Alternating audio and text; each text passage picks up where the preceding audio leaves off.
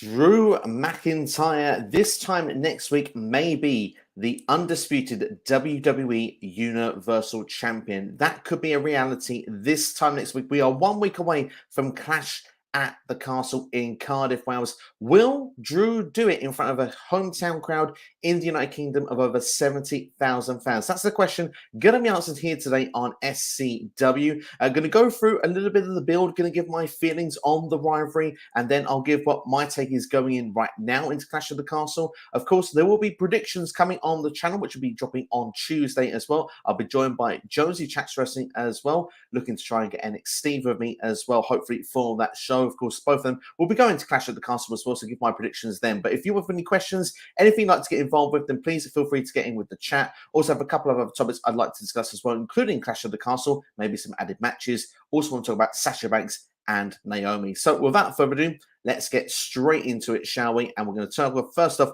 about Drew McIntyre. Will he become the undisputed WWE champion at Clash at the Castle? Now, for me personally, looking at the build so far with Drew McIntyre and Roman Reigns this time around, it has been absolutely brilliant. I really enjoyed the build up to now, and particularly on SmackDown this past week. I enjoyed the video package of Drew, the story he did, the way that he kind of let himself go off the rails, so to speak, if you want, the way he's worked his way back into WWE, the way he's made himself a main eventer, and of course, the chosen one he is meant to be. And of course, speaking of chosen one, this rivalry isn't just about Drew and Roman Reigns. It, of course, is about the returning Karrion Kross who got involved in this, has kept his eye on Drew McIntyre the whole way through, having resentment that Drew is the chosen one. Also a bit of resentment to Roman being seen as a chosen one as well. Has shown the TikTok sign with Scarlett by his side, the full NXT entrance, all of that sort of good stuff been involved here with Karrion Kross in the background lurking. Of course, he's only attacked Drew McIntyre at this stage. I'm expecting that will be the rivalry that goes after Clash of the Castle, whether it involves a championship or not. From Roman Reigns' side of things, of course, he's going to be celebrating 2 years as the Universal Champion this upcoming Friday on SmackDown. Of course, that's already been pre-recorded, but I have not seen the spoilers. I try not to find out the spoilers. I don't want to know what is going down. But one thing is for sure, the numbers are playing a factor. The part-time champion is playing a factor into this as well. Drew McIntyre saying, look, he could turn up on Raw and SmackDown if he was the champion. Roman is on neither. So, of course, that is a good start as well. The fact we're sort of building that up. Roman Reigns as well, sort of using the numbers advantage to himself. He's got the Usos. He's got Sami Zayn. Of course, when in Canada, the Usos couldn't be there. They had trouble at the border. Sami Zayn was the one that was watching his back on that occasion. And of course, this past week on SmackDown, we had Drew McIntyre versus Sami Zayn. Of course, Drew picking up the victory. And then we sort of 4-1 beatdown with the Bloodline. And I must admit, I really did enjoy Roman Reigns saying, look, he wants the belts taken off of him. He wants the right person to come along. But at the moment, he feels no one is good enough to take it from the Bloodline. And the numbers have always been that advantage. Now, I will say at this quick stage, I do think there has been a slight missed opportunity on SmackDown this week, despite the fact I'm going to say a lot of positivity about this feud. Now, we've got on the background as well, Sami Zayn and the Usos. A little narrative that's playing in the background, which I must admit, I'm quite enjoying. I'm loving the idea that Sami Zayn just wants to be part of the Bloodline. He just wants to be part of the family. And he's even calling out Jey Uso saying, look, you're being a bit mean to me here. I'm trying to do my bit for the Bloodline, back off Us if you want. And the fact is as well, I mean, granted aside, we know Jey Uso was laughing in the background a little bit to Sami dancing on SmackDown. A joy to behold. It is going around on Twitter. If you did miss that clip, go and find it and check it out. It's quite hilarious seeing Jey break character. But still, with the whole thing, it's been poetically done. And here's where the missed opportunity comes for me. Sami Zayn was going to get the redemption for losing last week, even though he protected, in a way, Roman Reigns.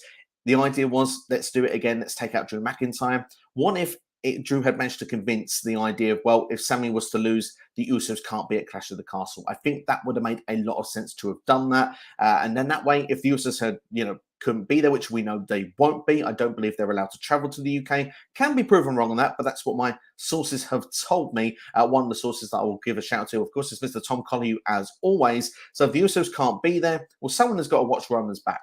Sami Zayn could be the one. But if the Usos can't be there because of Sami in storyline terms, that would cause more unrest in the Bloodline. That would cause upset with the Usos and Sami. We can slowly build up to the Usos, KO and Sami feud, which again, I read online that apparently the Usos and Sami are meant to be on Raw. Is that a message to go to KO? That remains to be seen. But give a quick shout out to Jonesy Chats Wrestling as well. He's had his little take on it. He wanted me to give a shout out on this. He thought Kevin Owens should have made the save this week on SmackDown for Drew McIntyre. He actually thinks long-term as well, perhaps Sammy should join KO and they should go against the Bloodline. I think it would be a lot of fun if they would have put that together. I think that would have been a fun way to do it. And of course, Jonesy will be on this channel come Tuesday as we do Clash in the Castle predictions. But going back over this here and now, like I said, I think it'd have been a missed opportunity because in that way it leaves just Sammy left. Roman would be twitching, Roman would be nervous going into that show at Clash of the Castle. And then, well, if Sammy's taken out as well, say by the Usos, that causes friction with the Bloodline of like, well, hang on, Sammy was my only backup. Roman has to go into the match one-on-one. And of course, that throws the dynamic in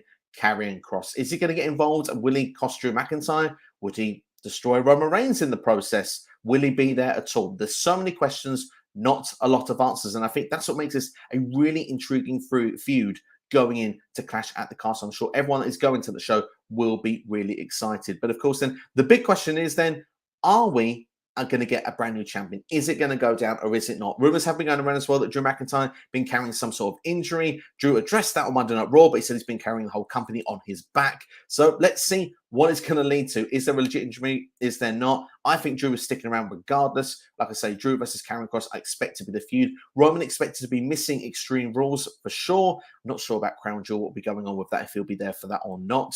But we'll have to wait and see. I'd like to know what people say in the comments below. I have said for the last calendar year that Drew McIntyre will be the one. Now, that was under Vince McMahon booking. Now we are under Triple H booking. Of course, sometimes the hometown hero loses. We saw that in Canada last week. Sami Zayn didn't win the Fatal 5-Way. Natalya lost it in the tag team title tournament match as well. So not always the hometown hero does it, but this is a big stadium show. It's something a bit different.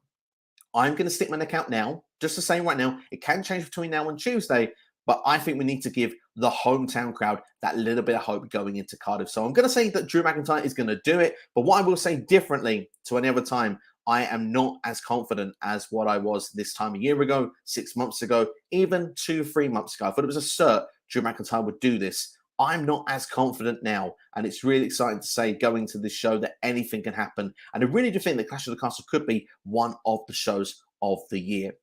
Now, really pleased to say we've got quite a few people joining us in the chat. So let's go to the chat, see what you've got to say, and let's see what everyone is thinking. So first off, give a shout out to Noob & Co. in-house, Noob. Hope you're doing well. Noob & Co. TV, liking that. Is that a YouTube channel that's up and running, Noob? Let us know some details about that. Maybe we can get people to go over and subscribe to your channel. I would love to check out some of the content as well. Underground Temple plays in-house as well. So some editing stuff before I go to Wales and before I go on vacation in September. I have my opinion on the Clash of the Castle pay-per-view. Well, if you can, please do share with us in the comments below. I look forward to seeing what you've got to say. Richard is in house. Richard, are you doing well, my friend? Says Drew will win via DQ and Roman retains and Drew demands a rematch at SmackDown. That's the vote. And do you know what? Maybe they may do a screwy finish. Maybe that's the way Roman retains the belt. Let's not forget, he has been the champion for 2 full years. Is he Roman Sammartino at this rate? Is he going to hold it for years to come? Is Roman versus The Rock actually happening at WrestleMania 39? And if it does happen, does that mean that Roman retains the championship? I certainly could see it. And here's another thing I'm going to say very quickly. In my opinion, with a hometown crowd, Drew has to win unless you've got something that is going to make up for the crowd. Now, one thing that we could talk about is someone like The Fiend, Bray Wyatt. If someone like that was to return in the aftermath, that Drew loses and then he comes out, I hope Tyson Fury coming out wouldn't happen because, yes, okay, you might say, oh, look, it's one of the hometown people. But Tyson Fury versus Roman Reigns is not something I want to see anytime soon. So someone like The Fiend coming back would feel special, feel like a big deal. Even if it's not a hometown hero, I think that would be enough to get the crowd to forget the fact that Drew lost in Cardiff, Wales. But we'll have to wait and see how it will go down. But certainly a DQ and that, we'll wait and see if that would go down. For me, I would like to see it same for another premium live event if there was a screwy finish. And I do think Cardiff would be upset with that as well. But hey, remains to be seen what happened. Underground is back, says, how much heat would Roman get with him beating Drew in his own state and make his heel turn more impactful as it's been? I mean, to be fair, Roman would be booed. I would put it to the link of Shawn Michaels and a British Bulldog at One Night Only in 1997. Everyone thought Bulldog, first ever European champion, that was how it was going to go down. Lost to Shawn Michaels in the final, screwy finish as well. I believe that there was a lot of heat as well. I haven't watched that show in, well, probably about 20 odd years or so. So my memory isn't perfect on it, but I know that there was a lot of heat on Shawn Michaels and getting him out of that arena quickly. Could be the same case with Roman, but I imagine as well, it could almost be like NWO style back in the day. Do you know what I mean? Just watch all the litter being thrown into the ring and stuff like that. Although I don't personally encourage that, but you never know. Heel heat would be to the max, my friend. Noob says, I think that Drew McIntyre needs to find some help, like, oh, I don't know, Tyson Fury. Now, Tyson Fury would be a great shout. I'm surprised he hasn't been mentioned yet at this point as we go in towards Clash of the Castle. I thought if he was going to come and be involved there in Drew's corner, like I did in the fantasy booking video like 6 months ago now, I thought that that would have been announced ahead of time. I would be shocked if it was a big surprise on the night, but certainly if it was a surprise on the night, I think fans would be pleased to see him, and I do think that that would give Drew the edge to go and win the championship. I would say that we need to find a way to eradicate the numbers. If it's 4-on-1, it's going to look pretty bad if Roman doesn't retain. It makes almost like, how can we look at like Roman Reigns against the League of Nations back in 2015, for example? It's not a good look. John Cena against the Nexus, particularly in the Royal Rumble 2011, eliminated like 5 guys just against one when they destroyed everybody. It isn't a good look. Underground Temple here says, Bayley, Io Sky, and Dakota Kai beat Bianca, Asuka, and Alexis at Clash of the Castle, but do we get a return of Tegan Nox staring down Dakota Kai? Now, it's something I'd love to see. Them two have got a lot of history. Hey, we maybe even Team Kick could reunite. Maybe Tegan Nox helps the heels, but you would say that she's the hometown person. She wants to get the cheers. So, yeah, it kind of makes sense if she was to come in. The babyface route would be the way to go. I would be down for seeing it. I'm not sure it's going to happen at this point, but certainly probably the most likely of Wales, a star from Wales to come in and get a big pop on this show. So I think that that would make logical sense, but whether it will happen or not, I'm going to reserve my judgment at the moment until the predictions video. But certainly it's something I wouldn't want to rule out either at this stage. Richard saying Cross would distract Reigns and Drew, allowing him to pick up the win via Cross's decision. Interesting. I mean, Cross, if he's there, could play a very key part into this. We'll have to wait and see as it's going to go down. But yeah, I think Karrion Kross, he's someone that's lurking in the background. He's going to make another in-ring debut if you want. He's re-debuting on SmackDown this week. They want you to forget that he was ever on Monday Night Raw, clearly by saying in-ring debut on SmackDown. Whoever he's against, we've not been announced who it will be at this point. I'm sure he's going to absolutely annihilate them. Cross is going to be a big-time deal now going forward when it comes to WWE and Friday Night SmackDown. Want to give a big shout out to Tino's. Time's up, Steve. How are you doing this week? I'm doing very well, my friend, and I've not forgotten we are going to do a Q&A, by the way. This was very last minute. I thought perhaps it was maybe a bit too short notice to give you a message saying, hey, hop on. But I would like to get in touch with you during this weekend, and I do want to get a show with you at some point, maybe during next week or the week after, providing on your schedule. Noob & Co. also saying here that as well, there's been a lot of criticism on Asuka's character this week from Vince Russo and Bully Ray. Had some opinions about this. Do you think Asuka needs to change, I believe, her character or change her change? I did see the criticism from Vince Russo, I believe was the facials, the way that Alexa and Asuka were consoling themselves after the match. Look, they're a team. They're trying to get on the same page. I don't see the same heat of it as Vince Russo. Perhaps upset and anger maybe the case should be that you lost the match, but if you're not kind of feeling it, if you've been knocked out in the match, I think it's a bit critical to say that they can't console one another. Is that the same then with the fact that Nikki ASH got herself injured on SmackDown and Doudrop came running in to look after her as well? But that clip's going around on Twitter as well. Is that a bad thing? No, of course not. They're teammates. They're meant to be on the same team. So I personally don't see the same frustrations as she does. Bully Ray, on the other hand, I've not seen the comments. So it would be unfair for me to comment at this stage.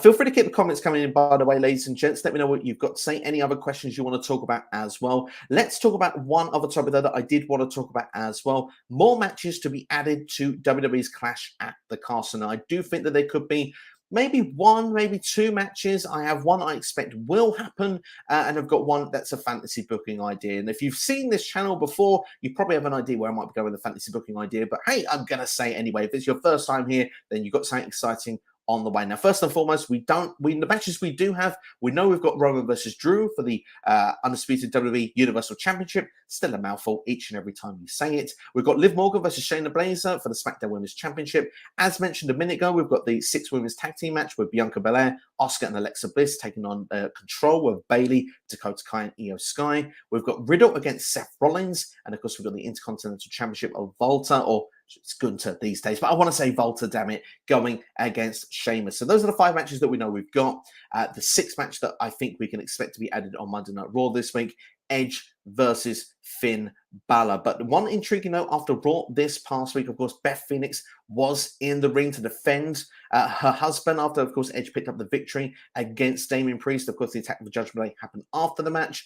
Beth Phoenix made the save there, was with a steel chair. The stare down with her and Rhea Ripley. I know it's a match Beth Phoenix said previously she wants to have is with Rhea Ripley. So could we get a mixed tag team match? That could be on the cards as well. Edge and Beth Phoenix against the Judgment Day of Finn Balor and Rhea Ripley. Or simply could it be Edge with Beth in his corner and against Finn Balor with Rhea Ripley and Damian Priest in his corner? That remains to be seen, but certainly some variation of that match I expect to go down. You could even see, I suppose, another trios match if Rey Mysterio makes a return or Dominic Mysterio as well. But personally, they've been written off TV. I think they should be remained off TV until after Clash of the Castle at this stage, in my personal opinion.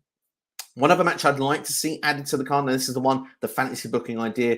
We mentioned the British Bulldog already. I want to see a tribute to the British Bulldog. I'd like to see a British Bulldog Battle Royale. Just in tribute of the guy. I think that he won a Battle Royal back in the Royal Albert Hall back in 1991. Stop it. I know I'm old. But at the same time, this was before I was a fan as well. I should point that out. But still, that happened back in 91. And I think it'd just be a nice tribute. Davey Boy Smith, a big deal for, the English wrestling community, for the whole UK as well. It'd be nice to do that and to get more people on the card as well. I think for the people that have wanted a premium live event in the UK for so long, to be able to go there and sit in those seats, 70,000 people, what wrestler doesn't want to perform in front of that crowd? We've got 6 matches more likely going to be on the show. If you add a 7th or make even an 8th, you can get the women and the men in there for a Battle Royal tribute. They don't have to last very, very long, but you can also get someone that could perhaps get a championship match, maybe an IC title or a women's title match at the end of it as well. Something you can just have a bit of a prize or just a trophy, just a tribute to Davey Boy Smith, the British Bulldog, who done so much for the wrestling industry in the United Kingdom. Something I'd really, really like to see. We'll go back to our comments in the meantime. As I throw some questions in. If you want to throw some questions in, it would be nice to get involved and see what you've got to say. And if not, I've got one topic, 2 more topics, and then we'll close off the stream. It could be a shorter one for you this Saturday evening. But of course, I will be telling you as well, lots of content that's coming up on this channel next week. So do make sure to stay tuned and see what's coming up on SCW, because you won't want to miss it. Underground Temple says, I saw Cross versus Gulak as the taping of the 2 SmackDown shows. If that's the match, then Gulak is a perfect opponent for it because he can take bumps, and also Jesus, he will get annihilated by Karrion Kross. This will not be a Cross versus Jeff Hardy situation like we saw at last year. Not the look for Cross either, thankfully. I also saw that Pete Dunne was in the Bruiserweight gear too. That I have seen online. That's the one spot I've seen. Thankfully, they haven't said anything about name change or anything like that at this point. It'd be interesting to see what happens long term with Pete Dunne. I know you said before, I would love to know the source on it, but I have seen Wrestle Talk mention it as well. So superstars could be getting some of the names back. Pete Dunne was one of them. So I have seen a little bit of what you were talking about the last time I did the live stream. Maybe this is the first step to the Bruiserweight coming back. I actually was involved on a different live stream earlier today. It was actually on Twitter, believe it or not. It was with Bama Dave. Bama Dave, who gets involved on the chats here from time to time. He did a chat on there. I was on there with himself, and we were talking about Clash in the Castle, and they were talking about the idea of the Bruiserweights coming back at some point. Pete Dunne and Riddle. Must admit, I think it'd be a brilliant idea. Would love to see that go down at some stage. But also here, Edge and Beth Phoenix versus Finn Balor and Rhea Ripley Extreme Rules. That certainly could be a direction if they didn't do it at Clash of the Castle. I mean, for me personally, Finn Balor is something that needs to perform on the show. So I would say that Balor versus Edge makes the most sense at this point. If you don't, say Rhea Ripley's not cleared. That's something Jonesy has spoke about before on this channel. Rhea Ripley hasn't been in ring since coming back. Yes, she's been involved, but more in like a manager's role. She's almost been like the China, if you want, of the modern day, beating up the men. Dominic Mysterio, he loves it. He gets beaten up every single week. Who's your puppy? Maybe that could be a match for an Extreme Rules. We'll have to wait and see. Perhaps Dom wouldn't mind losing this time. But anyway, looking at it seriously here, I do think that match could happen at Extreme Rules if it's not going to be at Clash at the Castle. Right then, last thing I'm going to talk about then before I give you what's coming up on SCW this week, unless you've got loads of questions to throw at me, because if you've got questions, I'll stick around. But Sasha Banks and Naomi, is the return imminent? Because, well, let's be fair, we've got the finals of the women's tag team tournament this upcoming Monday on Raw. Of course, we've got Io Sky and Dakota Kai going against Raquel Rodriguez and Aaliyah for those championships. I don't think it's any surprise to anybody. It's a bit of a lackluster final, in my opinion. There's no way that Io Sky and Dakota Kai are not winning those championships. That's the prediction going into it. The question is, what next? Because, well, Toxic Attraction won't be around for the short term, at least. Gigi Dolan, of course, picking up an injury. That surely gives them a shout when they return. Zoe Stark, Nikita Lyons, if they want to do something like that, maybe further down the line. I know Zoe Stark also picked up an injury, unable to be in this tournament, but perhaps Sasha Banks and Naomi, will they return on Raw? It could be a place that they might want to return. Could they come in at Clash of the Castle? Or will they come in after Clash of the Castle at the following Raw or SmackDown? Let's not forget, Bayley, Io Sky, and Dakota Kai have been on Raw and SmackDown the last couple of weeks. And if they become tag team champions, they can also be on SmackDown. That could be a place where Sasha and Naomi could return, as that's the roster they were on previously. And then we could see perhaps Bianca, Sasha, Naomi against Control moving forward, because I imagine Control were going to pick up the victory at Clash of Clans. I'm giving a few of my predictions early doors, but Raw can always change things. But at the same time, Sasha Banks, Naomi coming back once those titles have been decided makes a lot of sense, in my opinion, because when you think about it, they never lost the championships. Yeah, they gave them up, but there's a storyline that could be told there of why they had to leave, why they've come back. The whole story of the women's tag team division, how it's not been taken seriously. Maybe they've got criticisms with the tournament. We've been critical about the tournament. The idea about the second chance to get into a spot. It's not how you book a tournament normally. Sasha Banks and Naomi have got a lot they can work with here with storyline narrative. Maybe they come in, start off as tweeners rather than faces. They'll be heavily cheered by the crowd, but maybe they'll have problems with Adam Pearce. That could be the upper creative of WWE board of directors and stuff like that. Maybe if they earn their way back in to get a championship opportunity. Certainly going to be exciting however they play it. I think Raw this week can be a place they could do it, but I wouldn't be surprised if it was left after Clash of the Castle as well. If it was at Clash of the Castle, I think the people at that show will go absolutely crazy. I think they'll be happy to see them. But yeah, those are the places to say to keep an eye out for. I think Sasha and Naomi will be back in WWE on our TV screens. If not this Monday night on Raw, within the next 10 days after that. So yeah, we've got 2 weeks of TV to play with. That's my prediction of when I think they will return. We've got some comments come flying in and just saying as well, good to see C Nation Dog in the house. Hope you doing well, C Nation. It said, had a long week this week. Glad it's finally the weekend. And good for you that it's the weekend. Good for everyone it's the weekend. Hope everyone's having a good one so far. C Nation, hope whatever you're doing, I hope you're having a good one. Thank you for stopping by. Also saying half of the tag teams in the women's tag team tournament will break up after the tournament. Sad but true. But also would give a little bit of direction for Sasha and Naomi. That it's not being taken seriously. Teams are being thrown together. Does it make sense? I don't know. I mean, earlier this year, Natalia was in the tag team with Shayna Baszler, dropped her like a bad habit, and now is with with Sonya Deville. We'll have to wait and see how it's going to play out. It's going to be very interesting. But I do think WWE will establish a proper tag team division going forward with this after the tournament is complete. Obviously, we do know we've got Io Sky and Dakota Kai that will be a fixed tag team. Toxic Attraction obviously will be. We'll see what the other tag teams whether they can make it work. But if they've got nothing going in the singles division, some of those teams probably should stay together, in my opinion. Signature also goes on to say that Drew McIntyre should end Roman Reigns' undisputed WWE Universal title reign, and it should be a clean victory. Thank you very much there, C Nation, for sharing what you think should be going down there. Great question here from Noob, by the way. What's next for Alexa Bliss and Asuka after Clash at the Castle? Will Asuka turn heel? I wouldn't say it's a guarantee, but I would say that at least one of them should. And I'm not saying necessarily it should be Asuka, maybe Alexa Bliss. Both of them, I think, could do with maybe tweaks, but the one that is more needed for character change, in my opinion, of the two is Alexa Bliss. But one thing I'd say is it depends on this WWE draft. Now, obviously, the draft videos are going out this week. There was a report from Fightful that said that the draft may be delayed until after WrestleMania next year. But then I watched Tom Collingwood this week, and that's a source that I will take on board. Fightful get a lot of things right, but sometimes Tom gets things, he gets them right, and sometimes he gets them ahead of everybody else. So I will give Tom his due and give him his plug that he deserves, because he doesn't get the credit that he deserves. So that's why I like to give him that credit. He has said that he still thinks it could be before Survivor Series. That's been announced this week. We're going to get Raw versus SmackDown once again at Survivor Series at the Boston TD Garden, I believe it's going to be at. Certainly going to be in Boston, Massachusetts. And I believe the tickets in there are sold out for that already. If there is going to be a draft, I think Alexa Bliss and Asuka both could do with a move to SmackDown. possibly to go against Liv Morgan at some stage. But Bliss would be the one I think should turn heel. Oscar, for the meantime, is fine. I believe on the last stream we did as well, we even talked about Oscar and Charlotte Flair maybe going back, reuniting as a team at some stage. Because if Charlotte Flair's not going to be in the main title picture, you know she's allergic to not being in the championship program somewhere. Maybe she'd be teaming with Oscar. That would make more sense to me than keeping the Oscar Alexa Bliss feud. Maybe they feud with each other. That could make sense as well. We've got here, C Nation says, this opinion will get under some people's skin. I'm waiting for it. But I think it was very unprofessional for Sasha Banks and Naomi to leave the arena.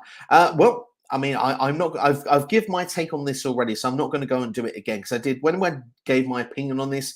I spent a full hour talking about this on a live stream, so that stream is available to go and check out in the archives of SCW. So I'm not going to go with full ins and outs on it now. One thing I will say is, regardless of whether it is unprofessional or not, I personally am looking forward to seeing them back on my TV screen. I do think that both have a lot to give, and we'll have to wait and see what they will give if and more likely when they return back to TV. Also, Sasha Banks and Naomi may have not liked their booking that night, but the wrestlers do not get to book the show. The writers do. I will agree. The writers get to book the show. The wrestlers should do what they are told to do. But I don't know the circumstances. Obviously, what we've seen, so much has changed in WWE since they walked out. There's no John Laurinaitis anymore. There's no Vince McMahon at the top anymore. We don't really know what was going on behind the scenes there. So, I'm not suggesting or allegedly saying anything one way or another, but all I will say is that we don't know the full information, and I think that maybe we will learn more, or maybe a hint of something on return. WWE sometimes do like to play with that a little bit of blur of reality, what is legit and what is not, and maybe we might get a couple of hints of what actually happened. Underground here saying AEW hasn't been the same since Cody Rhodes left, ? There's an argument for it. I'm not saying Cody Rhodes by any means was someone that was making AEW what it was. I'm not saying that at all. In fact, a lot of people were giving Cody hate before he left. They wanted to turn heel, as did I, to be honest. But at the same time, you couldn't argue Cody had some great matches, had some great feuds. He was definitely one of the main proponents of the TNT Championship. That match with Sammy Guevara, that cutter off the ladder before he left, by the way. Chef's kiss for that. But since coming back to WWE, Cody, the momentum, it has seemed to go with WWE. A lot of things have gone WWE's ways. There has been a lot of rumors going around with AEW. That there's been a lot of backstage stuff, backstage fights and scuffles. I think even Eddie Kingston admitted to one with Sammy Guevara. There's rumors of unrest with CM Punk. Now, I don't know what's true and what's not. Like I said, it's similar to the Sasha Banks. We're not there, so we can't really tell. But I would say from an on-screen, and I've seen your tweet, Underground, you was not happy that the House of Black, and particularly Malachi Black, being rolled up by Alex Reynolds of the Dark Order.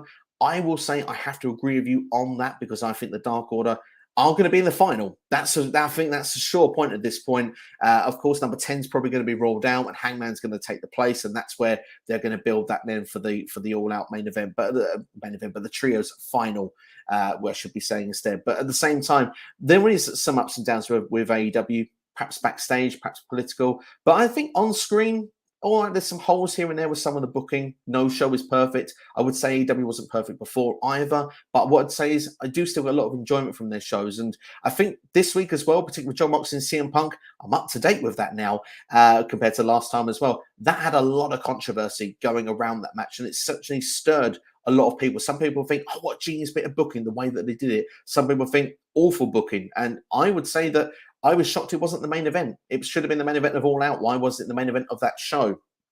We can see why.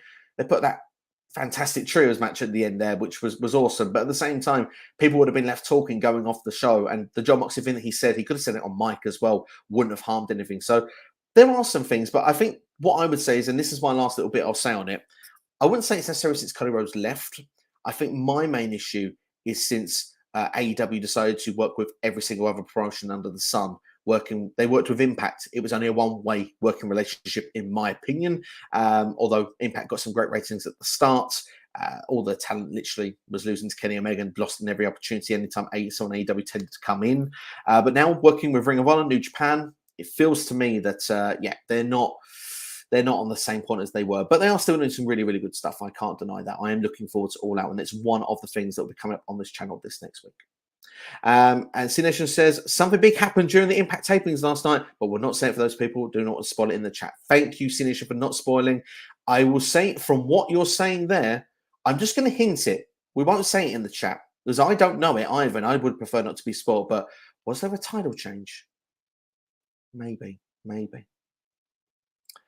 C Nation here saying I'm not a fan of AEW handing title matches to jobbers. Yeah, I mean, obviously, yeah, that was to do with the Vance guy that was on there. But I've forgotten his name already. Yeah, I wasn't a fan of that either. And that would be some of the questionable booking that has been going on in AEW as of late.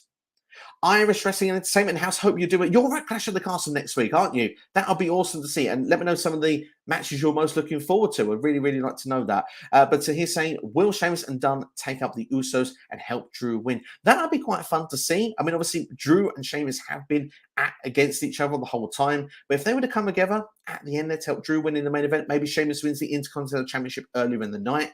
That'd be a very special moment, wouldn't it? That'd be really, really cool. It would almost, I don't want to say it'd be like Benoit, Eddie Guerrero, but it would kind of feel like that sort of way for the UK crowd.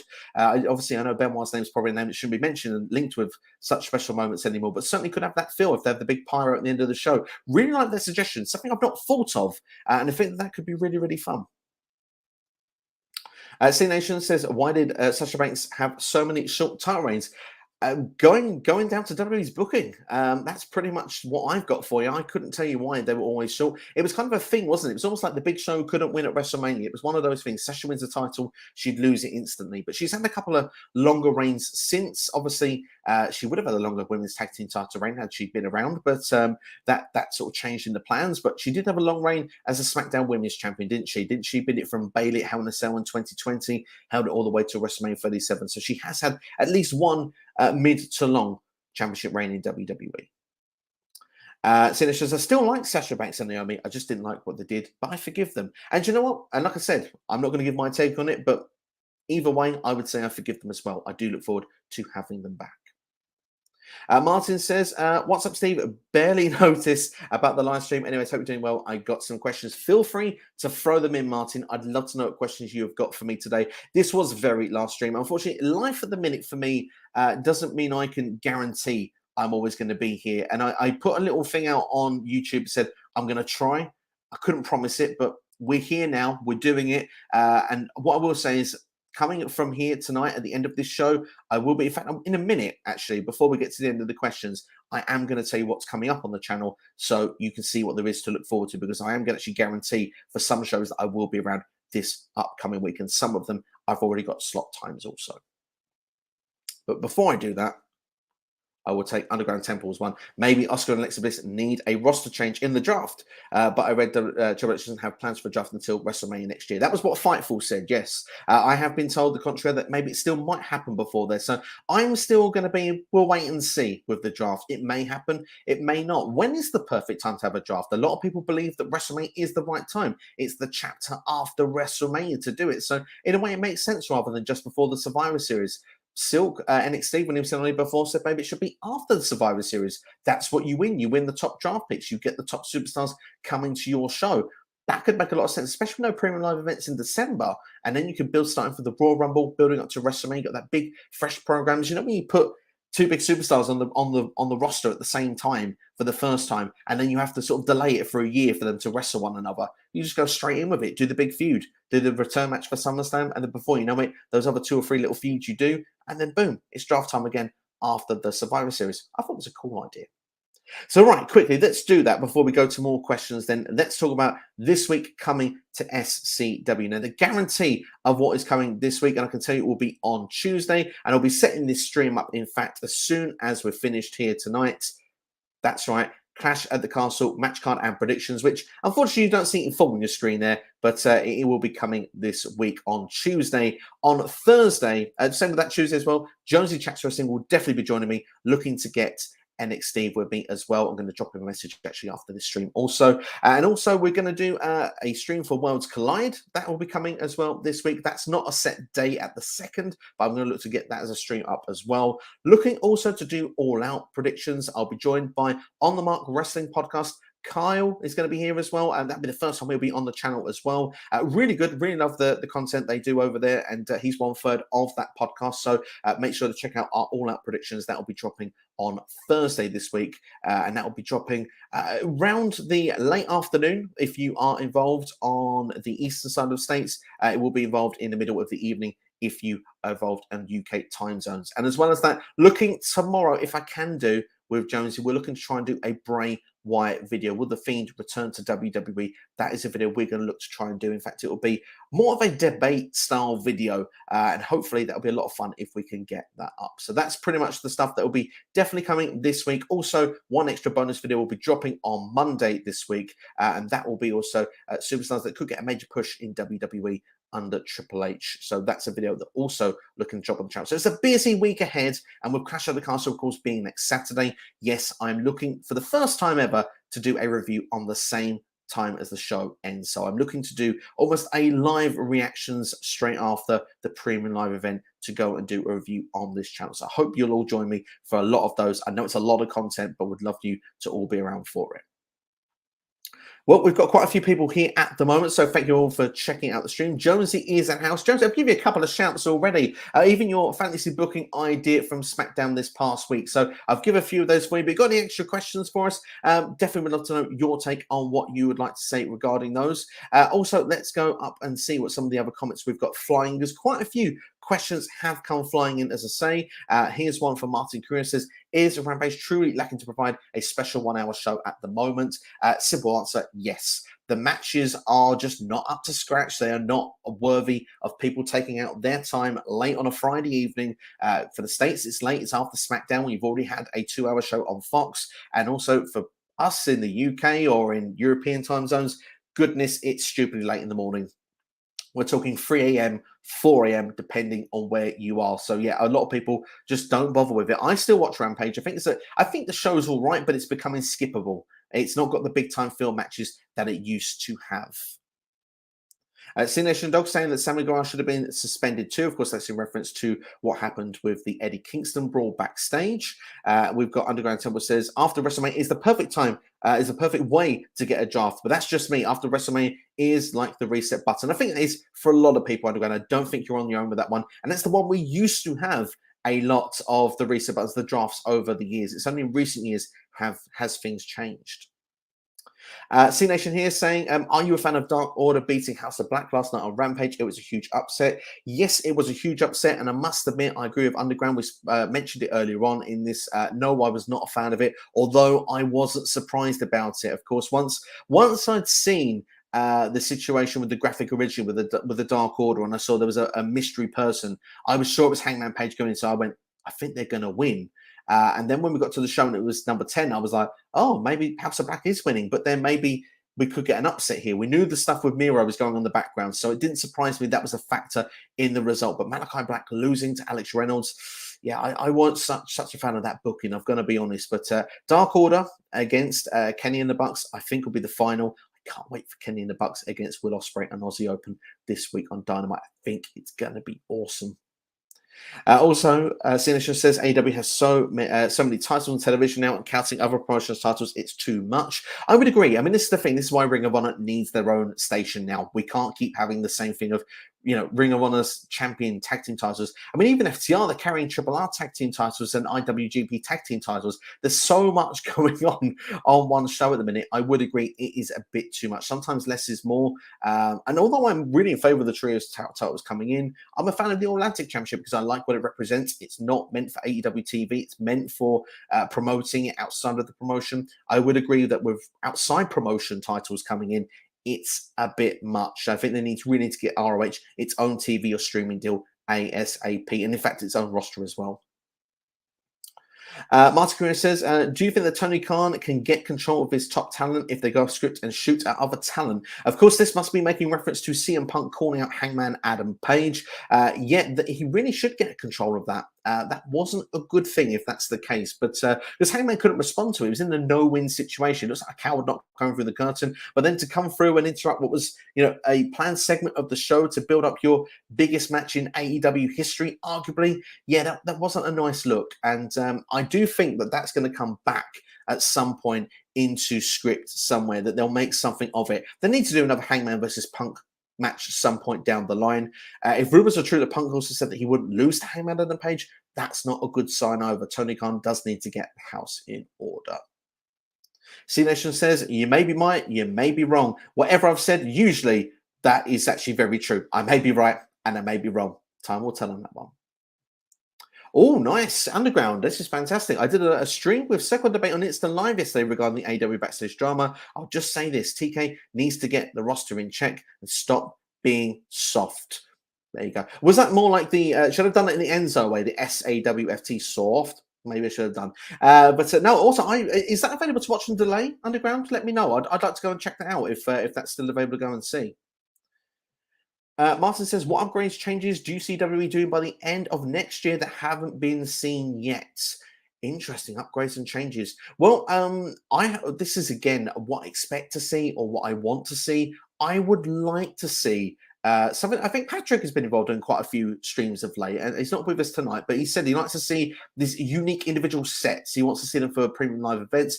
I'd like that. I think that'd be quite cool, refreshing. Do you remember Backlash when it had like the weird cage thing going on? Those are really, really cool. I'd like to see that sort of stuff come back. So that's a change I'd like to see. We are seeing cliffhangers and stuff like that already. I don't think TV14 is coming back. That's a report I've seen in the last couple of bits, but certainly I think perhaps more I would say not soft storylines, at least. Maybe pushing the envelope a little bit. Maybe not TV14, but you can get away with a lot on PG. So maybe we might start seeing a bit more of that stuff going on. That's what I think we'd like to see. But maybe other stuff. I mean, we've got NXT Europe. Maybe they might start doing more contents of NXT and stuff like that. And maybe that's how we can keep building the Worlds Collide as well. Maybe we could get NXT Europe, for example, against NXT Asia or something along that line. So as we're going by the end of next year, that gives time to start putting some of those plans into place. Again, I could be right, I could be wrong, as C Nation said earlier.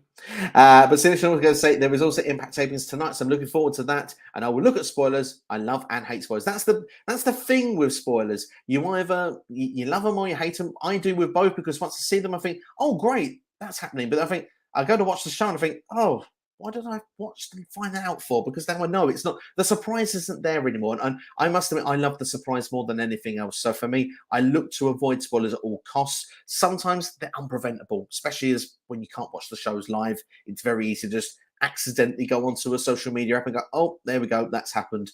But sometimes I've got good friends that tell me, stay off those apps. And thankfully, those friends do get in touch very well with me. And then I get no spoilers. Also, because when I look at spoilers, the shows aren't as good. Exactly my point. I agree with you, C Nation. Don Mills in the house. Hope you're doing well. It says, am I going to Clash at the Castle? No, sadly, I am not. I won't be there, but I'm aware Jonesy will be there. I know NXT will be there. I know a host of people. WrestleMania UK will also be there as well. Irish Wrestling and Entertainment also been in the chat, so I believe will be at that show. Are you going, Dom? I mean, it's the first premium live event for 30 years. Are you going to the show? And what are you looking forward to on the show, Dom? Let us know in the comments below. I'd like to know your thoughts. Jonas says, I'm excited for next weekend. I think clearly the repeated backstage heat discussion between Doudrop and Nikki ASH are in relation to dropping Doudrop changing name. I hope so, and I hope as well Nikki ASH as well. I'd like them both to change their names. We had the question there from Martin a minute ago. That might take so long. I think some of the characters and stuff that are floundering in WWE, if you want, that could do with that gimmick change, those will come, and they'll probably come quite quickly. I'd like to think a draft would fix that, but let's see. Judge actually goes on to say, I'd like to see Nikki ASH become Sanity Nikki. Would love that as well. She could still keep the Ash name instead of ASH. Start setting fires and stuff. Something that, but Nikki's crazy. That's what she was. She was crazy. I'd like to see Sanity come back. That would be pretty fun. Who knows? I don't know what Eric Young's contract situation is like. Would Triple H bring Sanity back in? They worked really well in NXT. I don't know if they'd work really well now. Just a thought. Martin Greer says WrestleMania would be the right spot to have the draft, but WWE needs the draft next month. Look at SmackDown. No matter what, we are still seeing the majority of rematches. That's true. We are seeing rematches. We had Ricochet against Corbin again this week, didn't we? We've had Drew versus Sami Zayn previously, a couple of occasions. In fact, it was about a month in a row of Sami Drew matches. So, yeah, I do agree. I think the draft needs to happen sooner. And then maybe after WrestleMania, maybe in 18 months going forward would be the best way. Because I think once Triple H gets his rosters in check, I think then we won't need to make as many changes. Once the superstars come in that are meant to come back, I expect what we said, Sasha and Naomi. I think Bray Wyatt is going to come back. I'm going to stick my neck out now and say I think he's coming back. Just it's a matter of when, not if. But should he come back? That's also the topic we're looking to do, myself and Josie, on this channel. So that will be the debate on that, whether it's right or wrong. But at the same time, you look, there are people that are going to come back in. Probably some. I've seen some other names rumored, like Jonah. I think is interesting. There's rumors now to Neil Dashwood as well. If those ones all come in, we've got a flooded roster. I think Triple H can get them where they're in the right sort of settings. Don't need to change it around as much. Then I think that it could be good then to have an 18-month break. Also, C Nation says Sheamus should win the Intercontinental Championship at Clash of the Castle. He is overdue a Grand Champion win, and Gunther will be fine. Do you know what? Gunther will be fine. I didn't think so much about this until I did the stream with Bama Dave earlier today, and the discussion about Sheamus being a Grand Slam champion. Like I said earlier there in this stream, also the idea of if Sheamus was to go babyface and help Drew at the end of the show. That's a really cool idea. And then Sheamus having that moment in front of the UK does feel special. And like I said, Gunther will be fine because he could win the title back next month at Extreme Rules or any other time. This is a moment to give Sheamus that IC title run. So the more I think about it, the more I'm starting to think maybe Sheamus should win. But we'll see. We'll see. I'm going to hold off on that one. I can't give too many predictions away before we do a live stream on Tuesday. Plus, we've still got more WWE TV that can come on that can give me an indication of what way I think it may go. Kofi is in the house. Hope you're doing well. Fantastic channel as always. The Dirty Heels podcast. Make sure to go and check them out. Great stuff as always. Also, we've got C Nation in the house. It says Rampage for hardcore fans. It's for royal wrestling fans, and I love wrestling, but I do have to watch. I do have to watch squash matches. That's true. There is a number of them, but there are sometimes on Dynamite as well. But it is Rampage is quickly becoming like Dark and Elevation, and that's probably not the best thing you want to do because Rampage at the start it felt like a Monday Nitro back in '95, and I know some people might get a bit like, huh? But that is like the B show, not Dynamite would be like a Nitro. But in the early days of Nitro, it was 1 hour long, 40 minutes, 45 minutes with the adverts on top to make the hour. Everything was fast paced, big matches going on. It felt like a big deal. You couldn't miss it. It was like the fastest 60 minutes of TV each and every week. Rampage, though, for the last 4, 5, 6 months, it's not been like that at all. Also, Jonesy says, who is the blue hooded guy on SmackDown behind the Usos? Yeah, you posted this. I've got no idea, Jonesy. I'd like to know. I've got no idea. Tina's time, what match are you looking forward to most? What match at each show this weekend? Wow. Yeah, so right, okay, Clash of the Castle, the intrigue obviously would be with Drew and Roman is the championship final. This feels the first time legitimately will the championship change hands. Roman's not been under threat for a long time. At the same time, I would say that I am really looking forward to Gunther versus Sheamus. Who doesn't want to see these two like smack one another about? I'm sure one of Gunther's chops will be so loud that even if you're in the back row of Clash of the Castle, you're going to hear it. That's how loud I think that they'll make it at the show there. I think it'll be really a spectacle to see. As for Worlds Collide, well, we've only got 2 matches currently. And although Tyler Bate versus Braun Breaker should be the match I say, it's not going to be the one I'm going to say. I'm going to go for the women's triple threat match just because the fact that Blair Davenport being in there, I feel she's the wild card. She could walk away with the championships, leaving both of the previous champions without the championship belt. So let's wait and see how that would go down. As for All Out, we don't even know the main event yet. That's a crazy thing. So I think I'd probably go with the trios final, but seeing that the casino ladder match is going to be involved as well, that excites me as well. That's a match that I usually really, really enjoy. Joseph says, hope all this backstage chaos will be explained in WWE and does not go unanswered like previous plot holes in Retribution. Excuse me, and the Firefly Funhouse. Yeah, I agree. You want things explained, and it's the attention to detail that makes things exciting. If you've got that detail there, then yeah, we will be more intrigued to more things going on backstage. These other little hints they give us. If you don't get these first things explained in 2 or 3 months, no one's going to care that Doudrop and Nikki ASH are moaning in the background. They won't care that a car's crashed in the background. Because if we don't get those explanations and those answers, yeah, you need it. So, Jones, I'm totally with you. It's important for narrative. The Elite versus Dark Order in the finals of the AEW Trios Championship tournament would be a great story because Hangman and the Page being in the Dark Order's corner, Sissy Nation. I'm going to say that he will be in the match. Number 10 was carrying an injury, it felt, in that match. And I think they're going to get through the semis And I think that he's not going to be able to make the final. And Hangman then is going to have to show again his loyalty. He said he was with the Dark Order and not with the Elite. We're getting that next level of storytelling with the Bucks and Hangman. And I think that's why it does make it does make a great story. Like you said, whether it's in the corner or whether it's in the match, I think it's going to be exciting either way. But I do think he will be in the match. Martin says, if Triple H keeps pushing his NXT black and gold talent, will it get backlash as how Vince got it with Charlotte? Potentially, but I mean, most people were part of black and gold, weren't they, that are in WWE now? So just mean it's who Triple H pushes at the time, but he needs to push the right people at the right time in the right moment. And obviously we've seen nice pushes for Ciampa. Shayna Baszler's now getting a bit of a push as well. Karen Cross is back. We've got perhaps new stars for the future. There was rumours Gunther was going to get completely buried in front of our very eyes. Thankfully, that didn't happen. Now he's still continuing as he was. And he was an NXT UK guy rather than actually being in NXT black and gold. He was NXT 2.0, but I expect those people to continue to get the push. I think if it's done in storyline narrative like black and gold all the time, then I think people may start to sour on it a little bit. But I think all in all, I think Triple H has got his head on his shoulders. He knows how to make these characters work in a black and gold way, but also where it can actually work with a mainstream audience, having that experience of going through the Attitude Era, Ruthless Aggression, PG. He's done it all. Triple H has been there for like 25, 30 years, so he knows how this thing works, and he's been at the main event and at the top for a very long time. And he's now even been backstage in those top positions for well over a decade as well.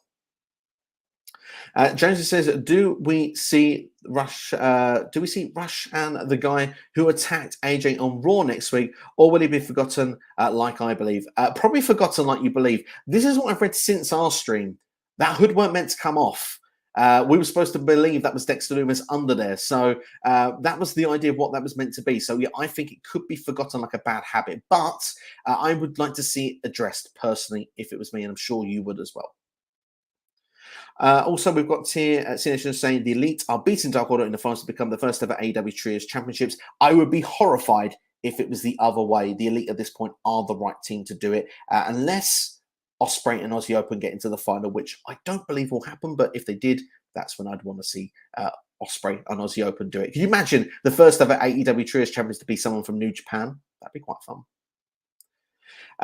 We've got I heard CM Punk didn't want to drop the AEW World title all out because it was in Chicago. That's a number of rumors flying around. I've seen John Moxley as well hated the term interim champion, which is one of the reasons they did it before. But we don't know what the main event is going to be at All Out. Judging what the rumor mill was suggesting, I've seen Wrestle Talk, Wrestling Observer, a number of different sources saying still believe that Punk and Moxley will be the main event at AEW's All Out. So let's wait and see how that's going to be. But yeah, you got to say that CM Punk is the worst AEW World Champion ever. Fun stuff indeed. Now, of course, the Summer and Punk, another one of Tony Khan's wet dreams he was looking to have there for AEW, to have a Summer of Punk in All Elite Wrestling. I think that could change. And I'm going to share this now. I'm going to share it now because I've got a fantasy booking idea, everybody. The Winter of Punk. Let's wait and see how it will play out. It's coming to the channel soon. Martin says, in your opinion, what else is WWE lacking currently that AEW doesn't? Interesting. I don't know at this point. I mean, the thing is, AEW have, I suppose, the long-term storytelling to their advantage. Some people may disagree with me with that, but if you look at storylines like Hangman that went on for 2 years, the story still plays with the Bucks and Kenny Omega and stuff like that. When they want to, they come away from it, they come back to it. So that's sort of long-term storytelling. And I suppose WWE isn't the underdog. That's something that they are lacking. They will never be the underdog. AEW gets as much of the fanfare from the hardcore demographic, not just because of the fact that, well, either not WWE, but WWE, even if it's cool, a lot of people want to see the underdog succeed. It's an underdog story. It's why you get in favor with Daniel Bryan's, why you support the Johnny Garganos. People want to see AEW succeed, and not just because of the fact it's another wrestling promotion out there for us to watch. It's also a place for people to work, and I think that's a big reason what people want to see. They wanted to see change. AEW, regardless of if you're a hardcore WWE fan, you were not going to get change while Vince was at the helm. But Triple H being there realizes AEW was doing good stuff. Even if the ratings aren't breaking through extra barriers at the moment, they were doing exciting things. If WWE continued doing what Vince was doing for another 4, 5, 6, 7 years, that tide would have turned eventually. And now I'm not saying as a profitable company, WWE will always be on top of that. But as a company, when it comes to ratings and stuff on TV, WWE was dropping. They have got back to being a bit better with their ratings. We'll have to wait and see if that continues. I do think AEW, if they can find the right 2 or 3 ingredients to come into their show, they can get themselves to the next level. And it's the things that, unfortunately, that for AEW won't like is what makes WWE what they are. It's what AEW is lacking that's stopping them from getting to the next level. Sinesh says you may be wrong. You might be wrong as well as related to my impact comment. There we are. Interesting stuff. Sometimes I get lost after reading about 6 or 7 comments. Sinesh, I do apologise. So maybe right, maybe wrong to a title change at Impact during those tapings. Have to wait and see. Tina Time says, "Yeah, just let me know this weekend when you have time, and I'm behind in the stream." No worries. Thank you for catching up, Tina. Hope you were doing well, and absolutely, it will be a pleasure to do a stream with you as well. Also, C Nation saying, on August 30th, 2022, Roman Reigns would have held the Universal Championship for 2 years. It's time for him to drop those titles after that. Many would agree with you. Will it happen though? That's the big question. That is the main topic of this video. I stuck my neck out and said, at the moment, I think for the people that are going to go to the show, for the UK, I think many want to see it, and I think that's a good incentive going into the show. The idea that Drew can be the one to do it. What happens though if he doesn't? Roman then would keep it for all the longer. Wouldn't be around for Extreme Rules. Possibly not Crown Jewel. It looks to be advertised for Survivor Series. Let's see how it's going to play out. It's going to be really, really interesting. If Drew doesn't do it, I have no idea how long Roman is keeping those titles for.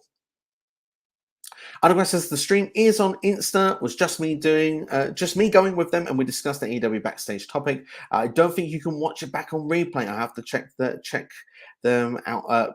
Check them one out, Steve. Yeah, please do. But if it's not possible, that's a shame. But certainly, if there is one in future, definitely need to get like a tweet or an Insta or something. Let me know that it's going down. But hey, as well, at the same time, there might have been a chance if you already did that I've not been on Instagram for about 24 hours or so. So that might be another reason why I may have missed it. Jonesy says NXT Europe. I'd expect the European title to make a comeback. I would agree with you, Jonesy. I think that's a likelihood that could happen. We'll have to wait and see if that will be the case. But it does make sense, doesn't it, for it to happen, the European title to come back. Would that be seen as the top title?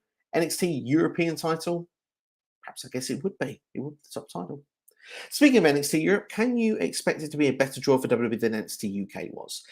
Great topic, this one. And this is where I'm going to have my take on it. There is expected to be a talent pool that will come in. They've got the whole of Europe to work with. It did feel like that they kind of killed the UK market. It felt. I know William Regal was going on against us saying, no, they didn't. But they was thriving in 2016. There's so many shows going on. So many people, I had friends that were going and seeing people like Pete Dunne on a regular basis, Will Ospreay, Mark Andrews, all these different people were there. Each and every week go and see these different shows. And that stopped. We had the World of Sport back on ITV, which is our terrestrial channel as well. That's something everyone can get in the United Kingdom. And all of a sudden, after a good couple of shows, it was pulled. You had Wade Barrett as the main commentator and general manager, if I'm not mistaken, of that show as well. The show was gutted. NXT just took all of the talent that was going.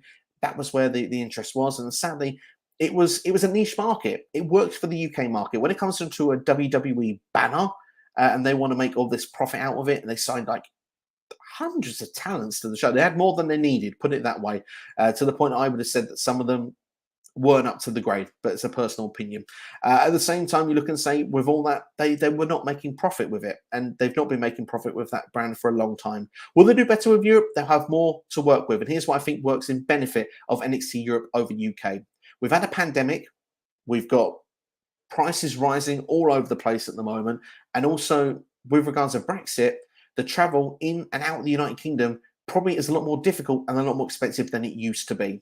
If the shows were in the Republic of Ireland, for example, if they were in Italy, if they went to France, to Spain, Copenhagen or whatever, like in Denmark, they may have better luck of actually, being able to get talent over easier. Maybe they might have as well the fan bases in some of those countries, which when they do the European tour in the United Kingdom and across Europe as well, WWE, those sort of places tend to sell out in Germany as well. They can go to those places and maybe do a better success with this NXT Europe, having some of the homegrown talent. But there is, of course, the big fear. You take all the people that are the top indie stars from those countries, they may not be as strong. We'll have to wait and see. I don't know if it's going to be better or worse, but I am excited to see where it's going to go. Underground says the stream is on Insta. It was just me going live. Fantastic. Well, if it is on Insta, I will try and look out for that replay. Can't guarantee I'll do it tonight, but I'll definitely try and do it over the next couple of days, Underground. I'll make sure put some time for it. Jones says, if Roman destroys Drew like he destroyed Lesnar with the Usos' help, what will the crowd reaction be? Not good is going to be my take on it, Jones. And I think that you said yourself, we've discussed off air about this, the crowd will be upset. You need something to turn the crowd back around to kind of quietly forget that Drew lost in his hometown. Now, of course, granted, people lose in their hometown. We just mentioned it earlier in the stream. Sami Zayn lost in Canada the other week. Natalia on the same show as well. And that happens. But then you come to the United Kingdom. It's a stadium show, 70,000 people. Man, people are going to be upset if Roman wins. But the Usos, I'm going to say, won't be there. They're not going to be there. And I've explained why at the start I don't believe they'll be there. And I think I've also explained an idea of how I'd write them off there. But we'll have to wait and see how it will play out. And if it doesn't play out like the way I explained, if they are going to be on Raw this week as rumoured, maybe KO takes out the Usos. And that could start leading with the KO and Sami storyline that is rumoured to be going down very soon. We've got a C Nation saying, I am ready for something fresh in the main event. Roman Reigns is good, but he's been on the top for almost 2 years straight. Absolutely. But Roman, you can argue up to this point, rightly has been there for 2 years. Is Drew the right guy? Is the next set of talent ready for that next spot? We've got Karrion Kross being pushed up there. We've got Gunther that could be at the next spot. We've got Braun Breaker who's in NXT, who's going to be a big deal one day. We've got the talent that's there. We just need that next person to be ready to take that spot. And some may even say Seth Rollins could turn babyface, be that spot. KO wants the shot. The prize fighter is back. Triple H may push some of his guys to be in that position and take that spot. And whoever does beat Roman, damn, they're going to get a good rub. Not a foot rub, like they're going to get over with the crowd. They're going to be massive, since it's a big deal for the rest of wrestling history. It's like the longest title reign in like nearly 35 years at this point. C Nation says, whoever ends Roman Reigns' Universal title run, it better be a clean victory. You have to pass the torch the right way. I completely agree with that at this point. Jones is shocked by Karrion's lack of threat to Roman. He does nothing since the Hourglass. He has done nothing since the Hourglass. It's interesting to see how it's going to play out. It almost feels like at this point, Drew is the target and not Roman. Maybe he feels he needs to get Drew out of the way so he has a clear path to Roman. Maybe he realizes that Drew at this point, even if he loses at Clash of the Castle, is going to be a thorn in his side until he removes him from that picture to go against Roman Reigns. There are rumors that Kross and Reigns could be the match at Survivor Series if Reigns is to retain. Or if Drew wins and then drops the championship to Karrion Kross between them. Maybe it's a short reign, the next one. Not every champion needs to be 2 years. C Nation says Triple H is doing rematches just like Vince McMahon, so you can't blame Vince anymore. Rematches have been going on since the 80s. They always go on. I know a lot of people in modern times say like, oh, the rematch is so annoying. Even in the Attitude Era, the best time of wrestling history, according to most people with the rosy-tinted glasses, and I would be one of those. I think if it's not Attitude, it's Ruthless Aggression. But there have always been rematches, and I do agree with that. My only upset with rematches is when there's like 13 weeks in a row. That's when I'm like, I've had enough of this. If they do Ricochet versus Happy Corbin for the next 6 weeks, definitely would say that. But I expected Triple H to still do some rematches. I'm not expecting that it will change like that completely. We only have so many wrestlers in, unless, and here's an idea, we bring people over from NXT Europe. And if we get NXT Asia and NXT other places, bring them in for a couple of shows. Maybe they can get themselves over and see how they do in the American audience. Because after all, the whole plan is to get them on Raw and SmackDown. If you don't get to Raw and SmackDown, you ain't staying in WWE long term. Especially not these days with Nick Khan around. I couldn't watch SmackDown last night because there was a football game on Fox, but I didn't miss much. SmackDown was probably a bit more filler last night, would agree on that. And I wasn't aware there was a football game on Fox. Was it FS1 then last night? That'll be interesting for the ratings. Martin says, if Bray Wyatt comes back as The Fiend, do you believe it could be a massive draw or could be another possibility of a new character be better? This is something, Martin, I'd like to save with the stream with Jonesy, if you don't mind, just purely because I have got a lot of take on this. But what I would say is if The Fiend comes back, if I had to predict right now, because you're asking me there what I think would be the case of a draw and what I think would be better. So that can involve fantasy booking. What I think will happen, it's probably The Fiend. So I will leave it at that for now, if you don't mind, Martin. So I do apologize because I want to have that as a separate stream tomorrow. C-Nation says, Riddle lost the United States Championship to Sheamus at WrestleMania 37, and he was just fine. Riddle had the United States title for 1 month, and he did. And then he went on to RK Bro, and goodness, it's taken off for Riddle since then. And I've got to say, loving the actual Riddle serious side so far since Triple H has come in. That's something I've really liked in his character change. Underground Temple says the only reason why I hate AEW Rampage is because it's taped and not live, and you get spoilers online. I miss the good old days without spoilers. There will be some. I think Canada. I think it's going to be a live one they're going to do in the month of October. But yeah, I mean that's the thing. It's easy to find spoilers. They're online. If a show's been recorded, they're online. For example, now with SmackDown, I'm going to do my best for the next week to not read anything, because that's the way. Otherwise, you get everything given to you, and then when it comes down to the show, I'm not going to lie, I'll be on my phone most of the time, and then I'll come in to give my thoughts when you ask me what I think something was, and I'm like, yeah, it was all right, I guess, because I have nothing to say on it. So I'm one of those. I'm really, if I can, I look to avoid the spoilers as best as I can.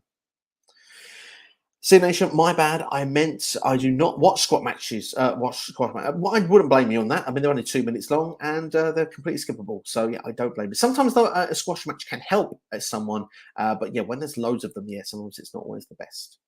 I will look to do the stream probably for about another 10-15 minutes. I'll go through the questions of what we've got left, if that's okay with everybody. That takes about the hour 20 mark, which I think is probably very respectable for a Saturday night at this point. And Underground says, I honestly think Bray Wyatt should come back, but only use the Fiend character if it's on TV, pay-per-view, or high-profile match, and use the Eater of Worlds by Bray Wyatt on weekly TV.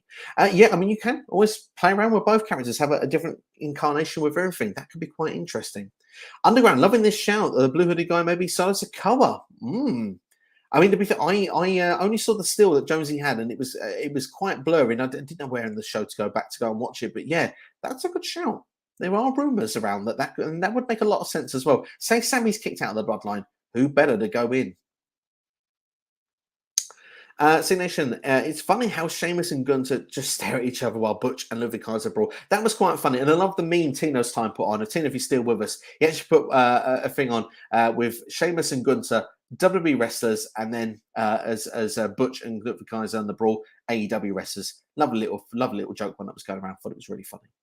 Martin says, who has the better chance of being a top face of their company respectfully? Dominic Mysterio or Hook?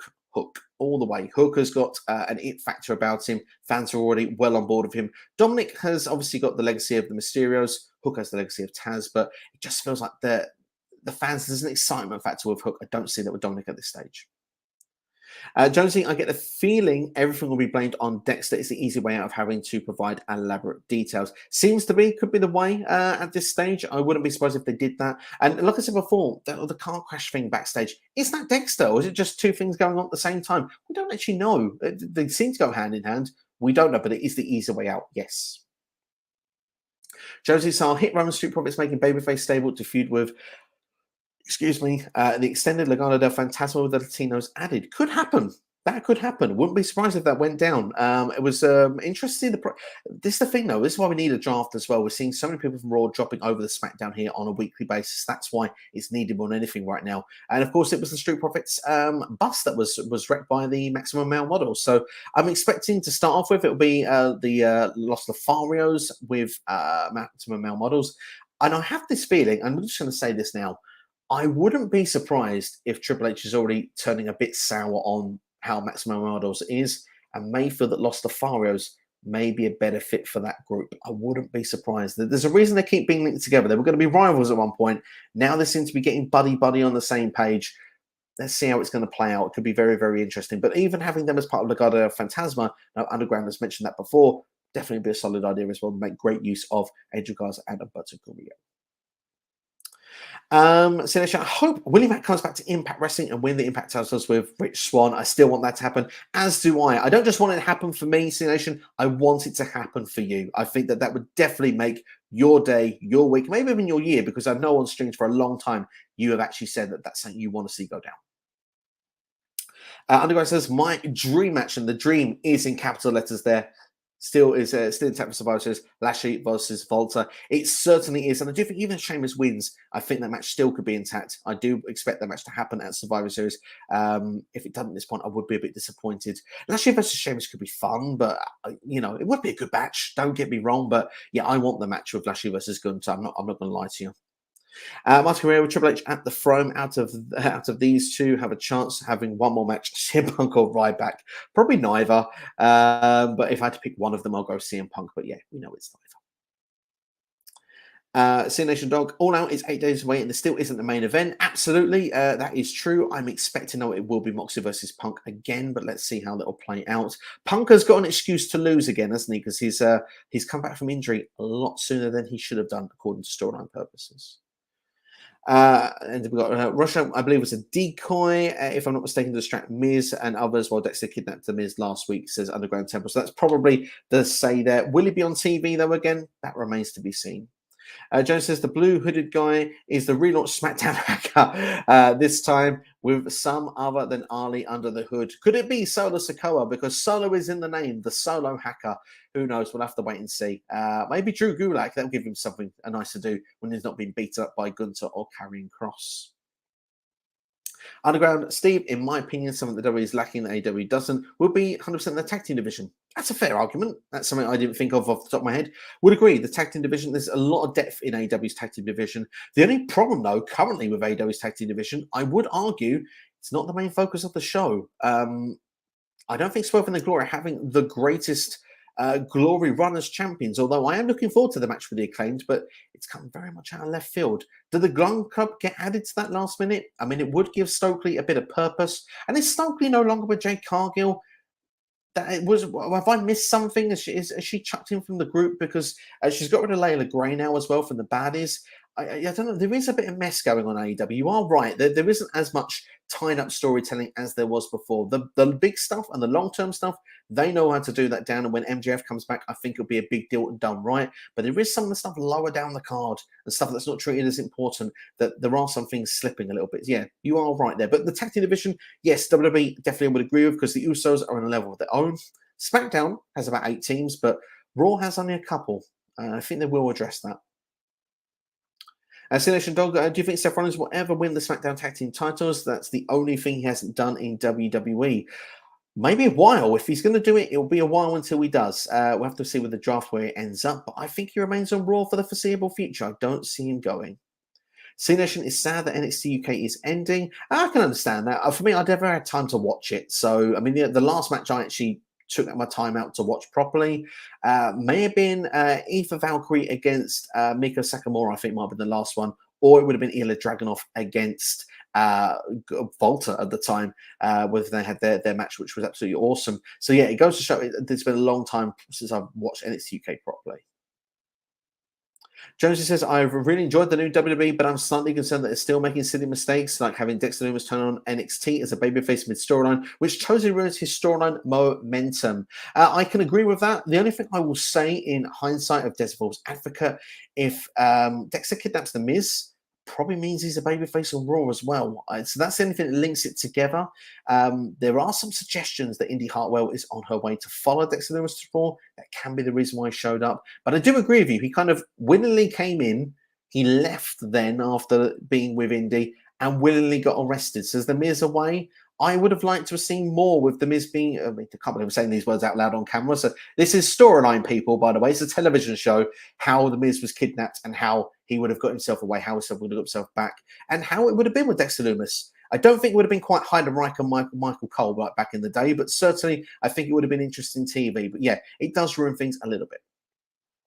Jonesy also goes on to say the video package for Drew on SmackDown was incredible. Really deep, mentioning his mother. He deserved to win the belt. Yeah, it was a really touching moment, and things like that really can add emotion into a storyline. And like you said, this did the job perfectly. Drew is the true babyface going into this match. Roman is that heel, the part-timer that people don't want to see hold that belt anymore. So yeah, all the proponents are in place. It's just now, what is WWE going to do? And that's the big thing here. For those who haven't given their predictions, by the way, now is a good time. Where do you stand right now? Is Drew winning that championship? Because this time next week, the show is finished. Drew will either become the champion and Roman will no longer be the champion, or Roman's reign continues. Roman San Martino is still a thing in WWE.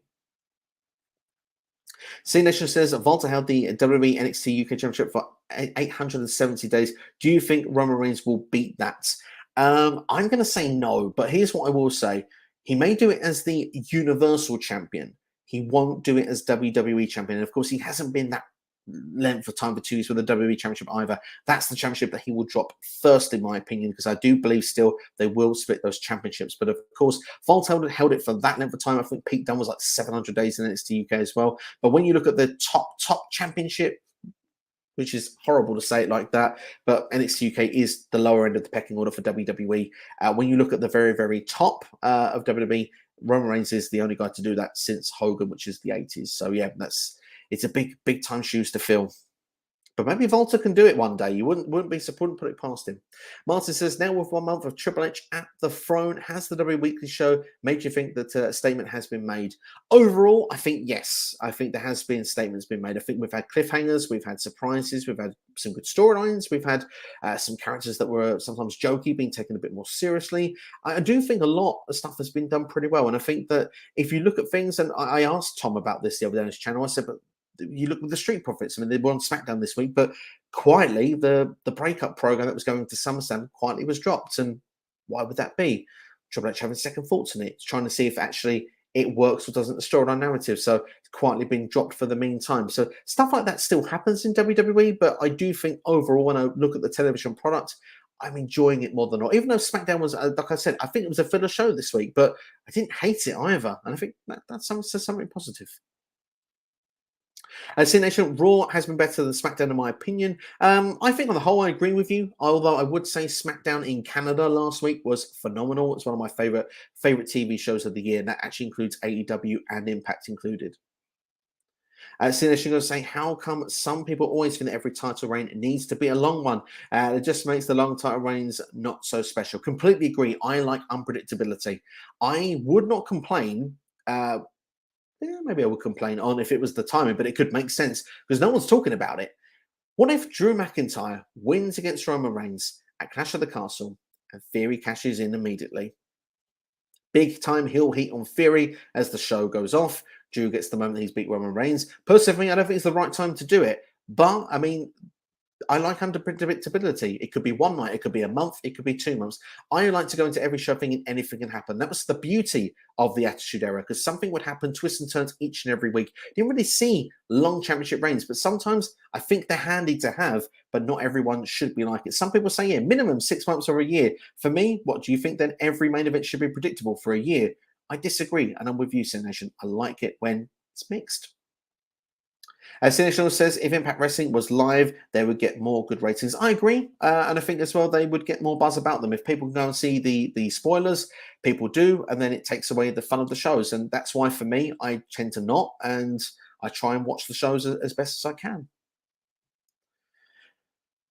Sinister then saying squash matches are good because it doesn't hurt anyone besides the job, and that is the point. Exactly, couldn't disagree there. Absolutely brilliant.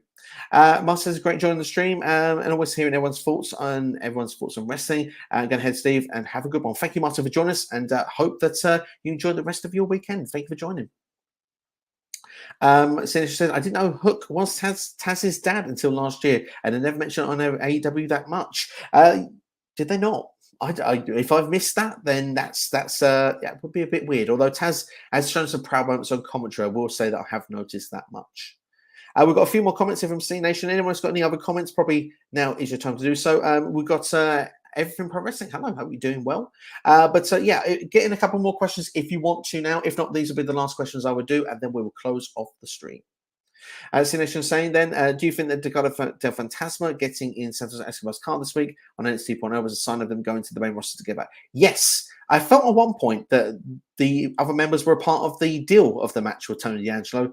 Doesn't seem to be the case. They are escaping. They are leaving with Santos Escobar. Looks like Legado will be a full force on the main roster, whether it's Raw or SmackDown, whenever they show up. Rich Swan and Willie Mack winning the Impact Tag Team titles would make my year. There we go. That's good. Make it happen. Scott Demore, if you're watching, C Nation's here watching. He's wanted for a long time. Make it happen. Do you think WWE or AEW has ever copied each other in storyline or character terms? More than likely, yes.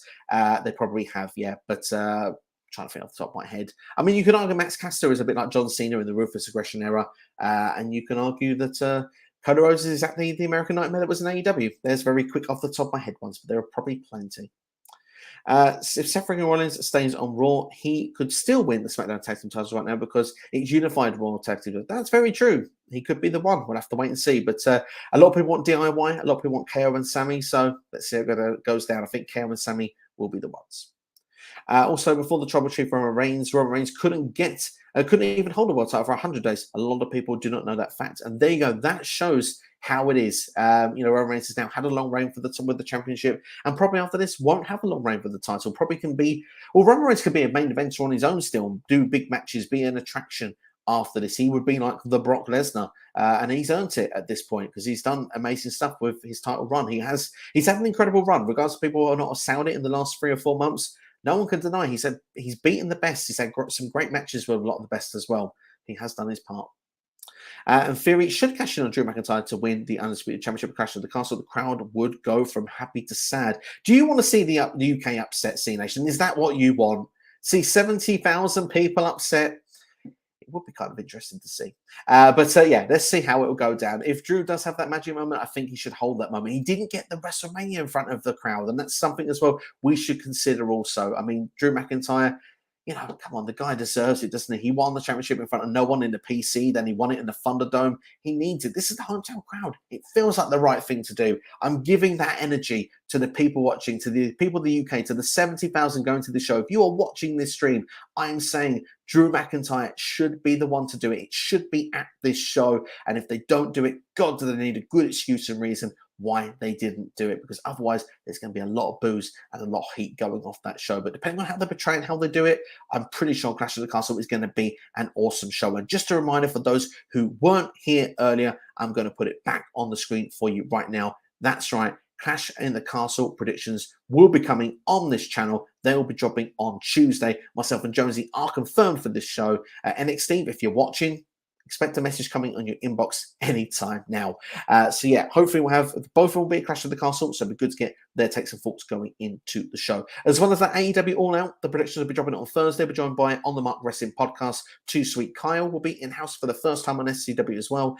Give a shout to Tino's time as well. We've got Worlds Collide coming in the week, so plenty of stuff. And Jonesy, he knows we're trying to do a stream tomorrow. If we can do, we will do, and that will be about Bray Wyatt, the Fiend. Should he return to WWE? The first ever episode of SCW Debate. So that's it from us. Thanks for watching. Thank you for watching everything. It's been me here going solo tonight. Thanks for everyone's questions. Thanks for everyone that's been watching, checking out. Please like the video if you haven't already. And hopefully we'll see you on this channel tomorrow. And I've also got another video dropping Monday and plenty of live streams dropping next week. Our last comment has come flying in. It would get a lot of heat on Theory. It certainly would get a lot of heat on Theory. And he has gone on to say here that it would obviously play with the crowd's emotions. And I think there will be a lot of emotions played with at Clash at the Castle, regardless whether it is the Drew match or could be the Sheamus match. We could have Finn Balor as well. Plenty of the UK and Ireland represented on this show. But that's all from me. See you next time. Thanks for watching here on SCW. Take care. All the best and enjoy the rest of your weekend.